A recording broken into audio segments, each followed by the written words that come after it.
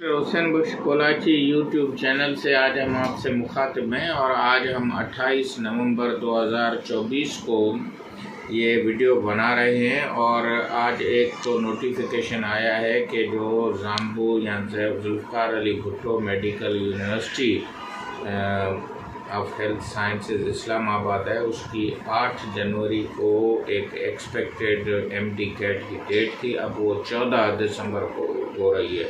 तो जो इस्लामाबाद में हमारा यूट्यूब चैनल देख रहे हैं, यहाँ जो फेडरल सीटों में इंटरेस्टेड है वो 14 दिसंबर की डेट को याद कर लें और उसकी तैयारी को जारी रखें। और ये जो टेस्ट हो रही है इसके ऊपर एक आर्मी मेडिकल कॉलेज के प्रिंसिपल के अंडर एक कमेटी भी बना दी गई है 7 रुकनी। वो शहीद जुल्फ़िकार अली भुट्टो मेडिकल यूनिवर्सिटी की टेस्ट को मॉनिटर करेगी। अलबत्ता सिंध में जो है वो 8 दिसंबर को ये एमडी कैट हो रहा है और इसमें भी मीरपुर ख़ास डिवीज़न को उन्होंने सेंटर नहीं रखा है, उसका सेंटर यहाँ हैदराबाद में रखा है।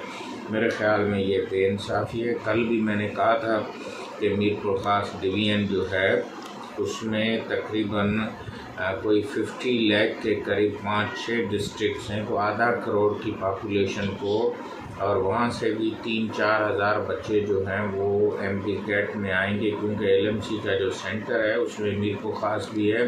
पिछली मरतबा भी 13,000 के करीब बच्चे बैठे थे, तो कम से कम 4-5 हज़ार बच्चों को ट्रैवल करना, आना जाना, अगर वो मीरपुर ख़ास में सेंटर अभी भी बना सकते हैं, अभी भी 10 दिन है, तो हम कमिश्नर फैसल उकेली साहब से भी गुजारिश करेंगे डिप्टी कमिश्नर के वो IBA सखर को फैसिलिटेट करें और वहाँ पे गामा स्टेडियम और Shah Latif medical college, public school और बहुत सारे कॉलेजों के इदारे बने हुए हैं, वहाँ पे ये टेस्ट हो सकती है। जब पुलिस ग्राउंडों में या पुलिस सेंटरों में हो सकती है तो मीरपुर ख़ास जैसी डिवीज़न में क्यों नहीं हो सकती है। तो ये हमारी अपील भी होगी, गुजारिश होगी, और हम हाई कोर्ट सिंध के चीफ जस्टिस से भी गुजारिश करेंगे और वहाँ के जो मीरपुर ख़ास के जस्टिस हैं पंवर साहब, उनसे भी गुजारिश करेंगे कि वो इस मसले को देखिए और अपने शहर में इस सेंटर को इंश्योर करें, ताकि बच्चों की तकलीफ़ सर्दी में वैसे भी सुबह को निकलना, टाइम पे पहुंचना, वापस पहुंचना, ये सारा एक कास्ट इफ़ेक्टिव भी होगा। अब दूसरी चीज़ ये है कि आपको क्योंकि तैयारी करनी है, तो उसके लिए जो हमारा एक स्टैंडर्ड फार्मूला है बी फास्ट, यानी तेज़ चलो, तेज़ पढ़ो, तेज़ सीखो, यानी आपको स्पीड अपनी जो है वो बढ़ानी पड़ेगी।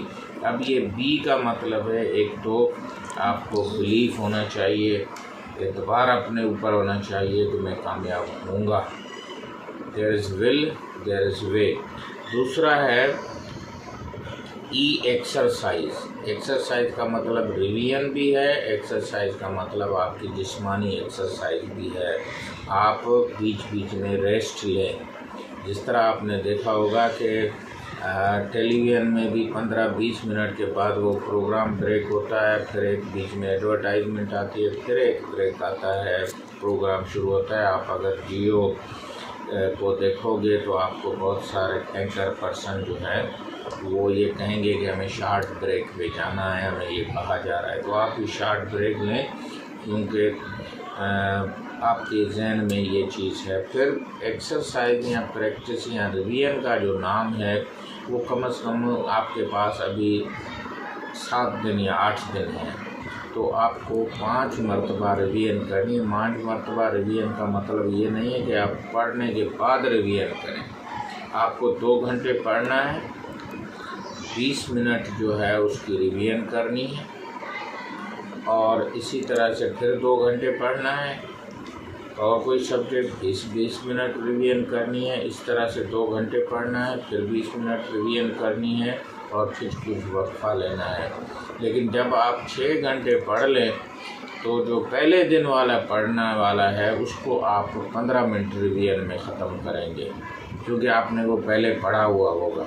तो इस तरह आपके 6 घंटे की स्टडी, 1 घंटे की रिवीजन और उसके बाद तकरीबन 45 मिनट की जो है वो एक और रिवीजन होगी। ये रेगुलरली हो और इस तरह से आप आखिर में 10 मिनट में भी रिवीजन 6 घंटे की जो है वो कर लोगे, क्योंकि आपके पास नोट्स होंगे, आपका जहन होगा और ये चीज़ें सारी होंगी। फिर दूसरा है पोमोडोरो, जापानी टेक्निक है, उसमें 20 मिनट पढ़ें और फिर 5 से 10 मिनट का वक्फा आप लें, उठ खड़े हों, कहीं घूम लें, चाल लें, पानी पी लें और कोई अपने जहन को जो है वो आप फर्क लें। उसके अलावा एक चेंज कर्व भी है।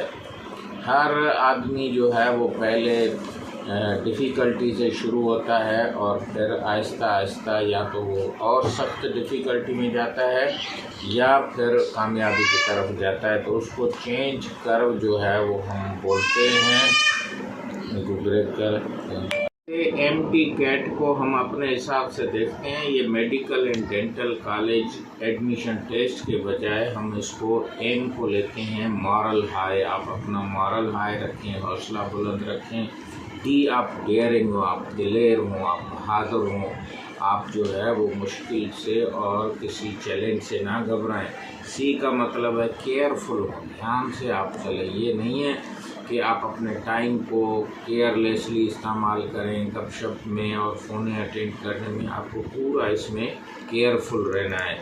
और ए जो है आसम का मतलब है हर चीज़ में आप अच्छाई, बेहतरी और खूबसूरती देखें और कामयाबी देखें। और टी का मतलब है कि आप टॉप करने का सोचें कि मैं टॉप कर सकता हूँ, मैं पोटी पे पहुँच सकता हूँ। ये चीज़ें जो हैं वो अपनी जगह पे आप जो है वो कर सकते हैं। और आखिर में हम ये चाहेंगे कि आप अपनी जो गोल है उसको, मैट्रिक में आपका क्या परसेंटेज है, इंटर में क्या है, आपको कितनी मार्कें चाहिए और कितनी मेहनत करनी चाहिए।